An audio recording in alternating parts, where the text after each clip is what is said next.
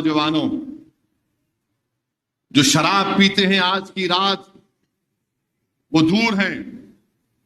اللہ قرآن میں فرما رہا ہے کہ جو لوگ شراب پیتے ہیں، جوا کھیلتے ہیں، فال نکالتے ہیں، اس کی وجہ سے وہ نمازوں سے دور ہو جاتے ہیں اور آپس میں جھگڑتے ہیں.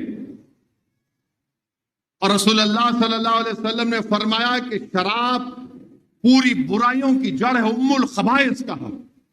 اور جو لوگ بغیر توبہ کرے شرابی مرد آئے تو حشر کے میدان میں اس کا چہرہ کالا ہوگا، اس کی زبان اس کے سینے تک لٹکتی ہوگی اور اس کے جسم سے بدبو آئے گی شراب کی. لوگ بولیں گے شرابی جا رہا ہے.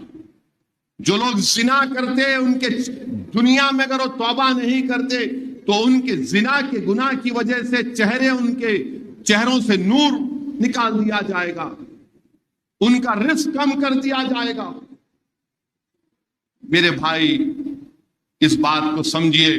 امام غزالی رحمت اللہ علیہ اپنی کتاب میں ایک واقعہ لکھ رہے ہیں امام حسن بصری کا رحمت رضی اللہ تعالی عنہ کا، کہ حسن بصری تمام جتنے دنیا میں اب تک اولیاء اللہ گزرے ان کے سلطان ہیں. حسن بصری کسی ایک شخص کے بازو بیٹھے، آخری لمحہ تھے، اس سے کہہ رہے حسن بصری کلمہ پڑھ، کلمہ پڑھ، کلمہ پڑھ. اور وہ کیا کہہ رہا؟ میں یہ کلمہ نہیں پڑھتا، میں یہ کلمہ نہیں پڑھتا. نعوذ باللہ. اس کی روح پرواز کر جاتی. حسن بصری کی آنکھ میں آنسو آ جاتی ہیں. رات میں خواب میں حسن بصری اس شخص سے پوچھتے تو کیوں کلمہ نہیں پڑھا؟ میں تجھ سے کہہ رہا تھا کلمہ پڑھ. تو وہ کہتا ہے کہ حسن بصری میں زندگی بھر شراب پیتا تھا، اس شراب کی وجہ سے میرے زندگی کے آخری وقت میں مجھے کلمہ نصیب نہیں ہوا. تو میرے عزیز دوستو، شراب، ڈرگز، یہ گانجا، یہ جو بیٹھ کر نوجوان مارتے ہیں کونوں میں، اندھیروں میں، ارے کیا زندگی گزار رہے ہو؟ کیا تم دنیا میں اس لیے آئے ہو کہ شراب اور نشہ کرو گے؟ کیا تم ان ظالموں سے مقابلہ کرو گے؟ کیا تم ان فرقہ پرست طاقتوں کے بڑھتے ہوئے قدموں کو روکو گے؟ کیا تم مسجدوں کو آباد رکھو گے؟ کیا تم اپنی ماں اور بہنوں کا خیال رکھو گے؟ کیا تم اپنی بیویوں سے انصاف کرو گے؟ کیا تم اپنی بہنوں اور بھائیوں کا حق دو گے؟ میرے بھائی آج کی رات اگر توبہ نہیں کریں گے شرابی، وہ بھی محروم ہو جائیں گے. حدیث شریف میں آیا کہ جو جادوگر ہے، جادوگر سے دور رہو. ہر آدمی نہیں پہنچا، کیا ہے کہے کا پہنچا ہوا ہے انہیں. کافر ہیں وہ لوگ، مسلمان نہیں ہیں جو جادو کرتے. قرآن میں اللہ فرما رہا ہے، پوچھو آپ عالم دین سے. بلکہ فاروق اعظم اپنے خلافت میں خط لکھے، اگر اسلامی حکومت ہوگی تو ان کی گردن مار دی جائے گی. جادوگر بڑے فلاں ہیں، پہنچے ہوئے ہیں. کیا پہنچے ہوئے ہیں؟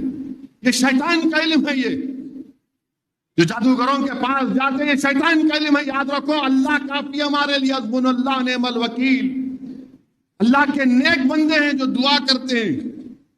یہ جادوگر کون ہے؟ ان کے پاس لائن لگی ہوئی ہے. میرے بھائی یہ کیا ہے؟ یہ شرک نہیں ہے تو بتائیے کیا ہے یہ؟ نہیں، ان کے پاس چلے گئے تو ایسا ہوتا. میں آپ کو ایک سچا واقعہ بتا رہا ہوں. کئی سال پہلے 2011-12 میں اکبر الدین اویسی پر گولیاں چلی تھی، چاقواں مارے تھے ان کو.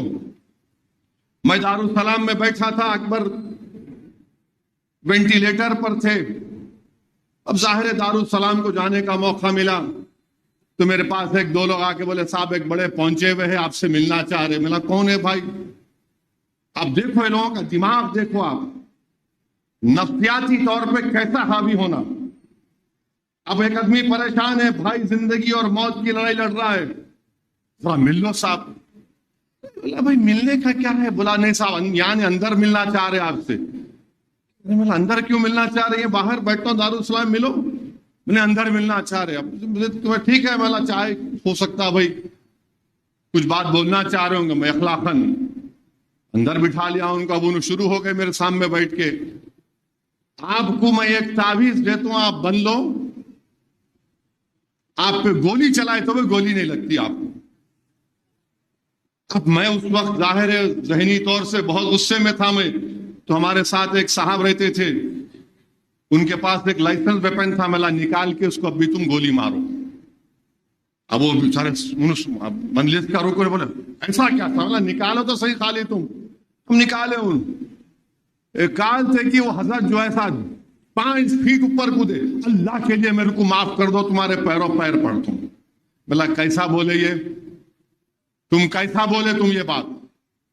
نہیں مقصد بابا ایسا نہیں ہے, میں آپ کی محبت, میری محبت میں, میری محبت میں تم میرے کو بولے بن لیے تو کچھ نہیں ہوتا. میں آپ دیکھو ابھی نے مارتا تمہارے کو, اب ایک گولی تمہارے ہاتھ میں ہے نا, وہ نہیں لگنا تمہارے کو. اب بولے نہیں, اب اتنے چیخا مارے کہ لوگ کمرے کے پاس جمع ہو گئے. بولے کیا ہو رہا ہے؟ میں اٹھو یہاں سے, نظر نہیں آنا یہاں پہ, یہ سب اللہ فیصلے کر